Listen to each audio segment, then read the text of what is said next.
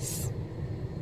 Kahapon lang namin siya binayaran, pero mga 2 weeks na po kaming pabalik-balik dito. Tingnan po namin kung maganda ba yung lote, or gusto po namin kasi guys yung ganito na pwedeng taniman siya. Pero ito kasi nabili namin guys, maliit lang to, 151 square meter lang siya guys. Kasi dito naman cash talaga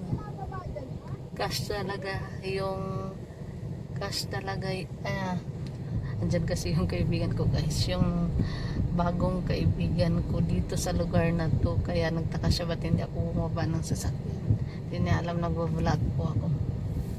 Nasaan na ba tayo?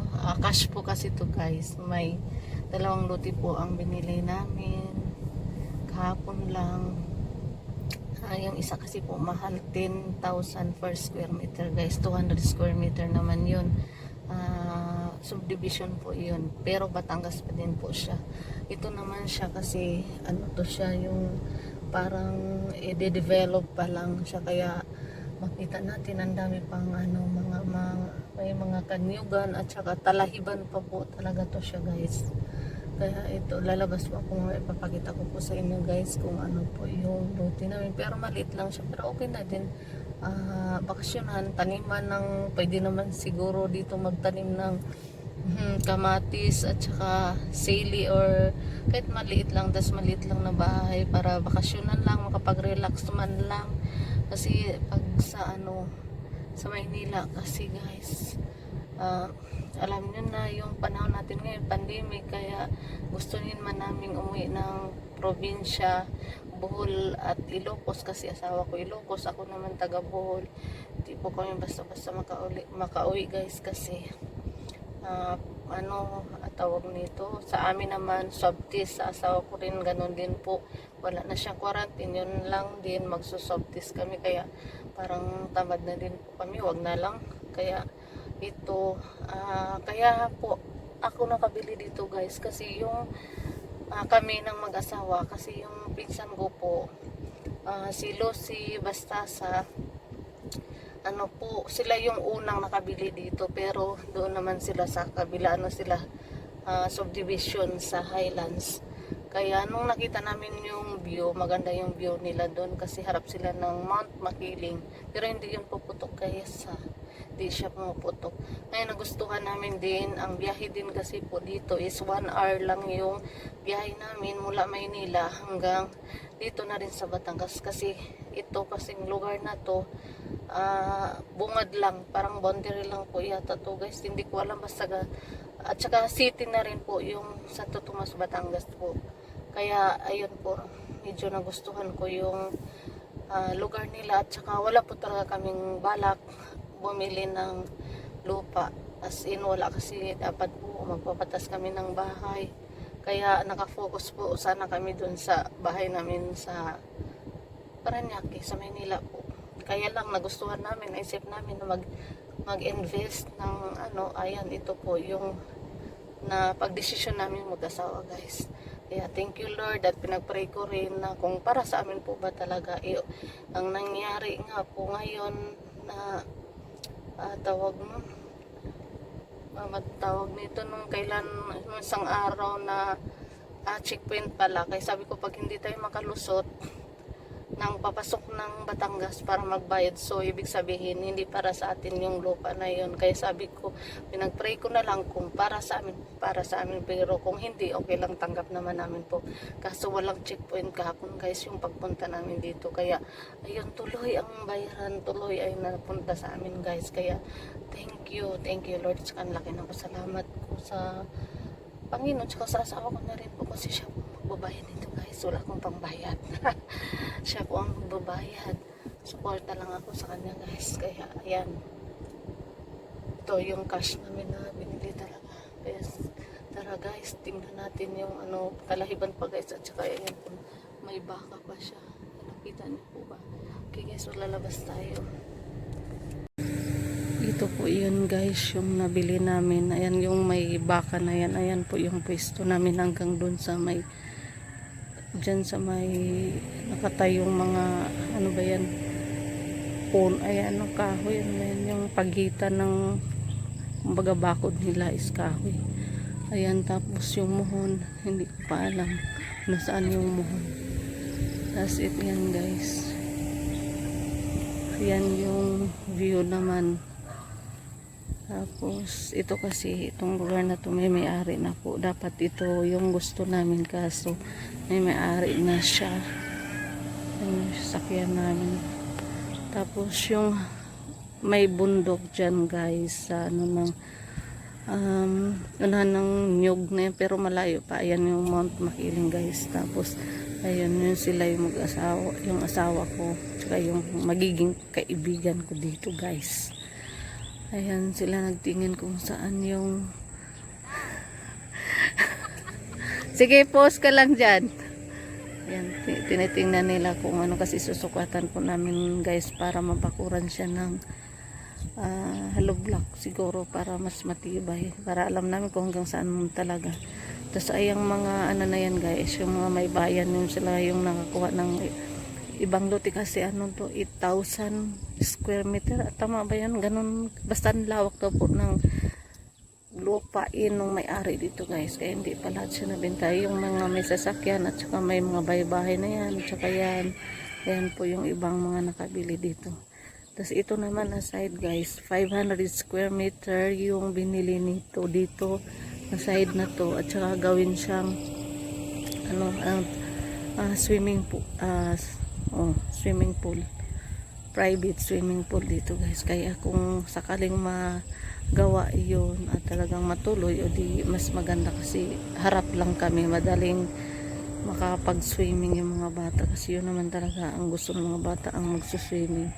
Yung mga anak ko, lalo si Unicorn, inip na gusto nang lumabas, gusto nang mag-beach, kaso lalo ngayon mahigpit na, ibinalik na tayo sa GCQ, at saka sobrang higpit na, maraming pinag-close ngayon na mga beach resort.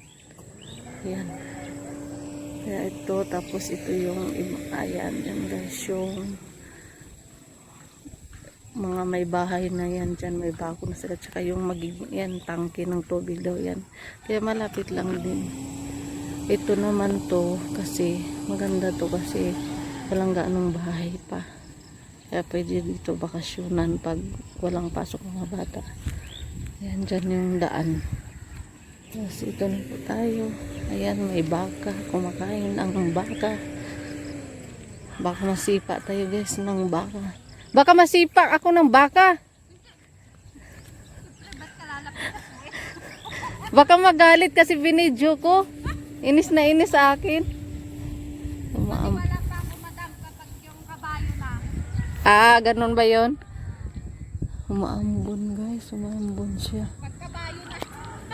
Saka ako maniwala manadyak yan sa'yo. Saan na ba yung muhon dito? Ang muhon dito. Saan, hanggang saan ba yun? Ang inyo? Oh, hanggang doon? Ayan yung kaibigan ko guys na pinakamaganda. Agoy! New friend guys. Magiging kapitbahay ko dito kung sakali. Ano kayang sukat-sukat niya yan? Sukat-sukat siya kasi hindi siya nagdala ng ano. Metro. Oh, hindi, wala rin kami metro. Ano yan kuya? Merienda doon. Dadalhin ko daw kayo. Ando ba si ate?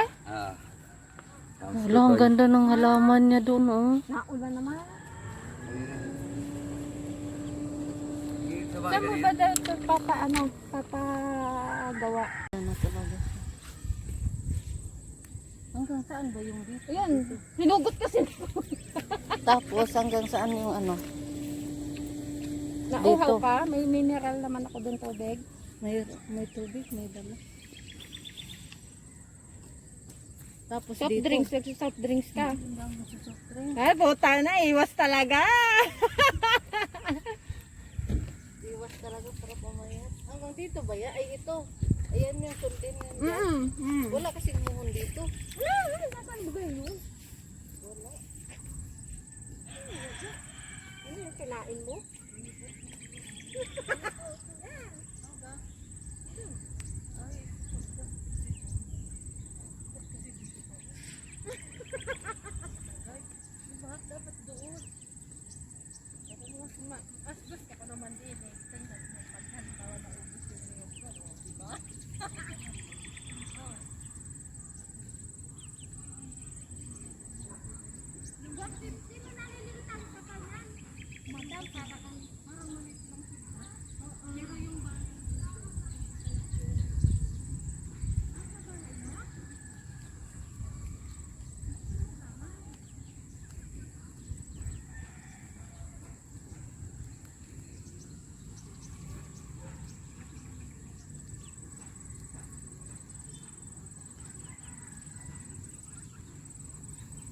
Ang pakidalangan ng ganun po.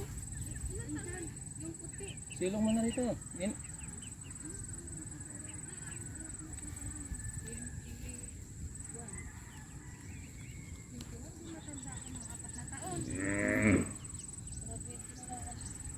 Five years kasi yun, grabe mo yun ng 4 years. 1 year nag-aral pa siya. Pang 5 years na. Doon muna tayo guys sa sasakyan kasi umuulan. Ayan, ang magandang kaibigan ko guys. Yan ang magbabantay dito, magtatanim siya ng balanghoy. Nandito muna tayo kasi umaambon. Magkasakit tayo nito, sabing mayroon tayong virus. Di ba? Lagnatin lang, sabihin may COVID na tayo. COVID na. Naloko na. Yan, may puno. Dito na. May puno-puno dito. Wala ba ditong mga ano? Pilas? Ano ba Hindi. yung tag doon sa inyo? Higad, ganyan? May malaking Wala puno. naman po. Hindi, baka may diwindi dito. Uy! Grabe naman po. Naniniwala ka din pala sa ganun ha? Oo. Ha? Bakit ano nangyari? Sinututal ko yan. Ayan, dito muna tayo. Eleven, Tambay ah. muna tayo. Kasi wala pa tayong bahay. Tambay muna tayo sa... Ano, ang sukat nun basa yung 11 pesos na yan ay 4 lang. Yung Na maliit. hollow block. Oo. Ano? 11. Yung makapal. O yung... The ganito. Maambon. Oh. Talaga. Ang makapal, 15. Ayun na yun. Ayan na yung deliver natin na food. Ayan guys, may deliver kaming food. Umatras, ayaw niya sa atin. Wala nga, dito nga siya papunta. Baka bibili rin ng ano. Bibili din. Sikasuhin mo na. Baka bibili din siya ng Baka lupa. ice cream. Hindi ako pala. Kasi may deliver dito ice cream. Hindi ko kaya ang ice cream. Bakit? Tama ba? Yan yung tangke. Sa isang metro, dalawat Tangke ng kalahating tubig. hollow block.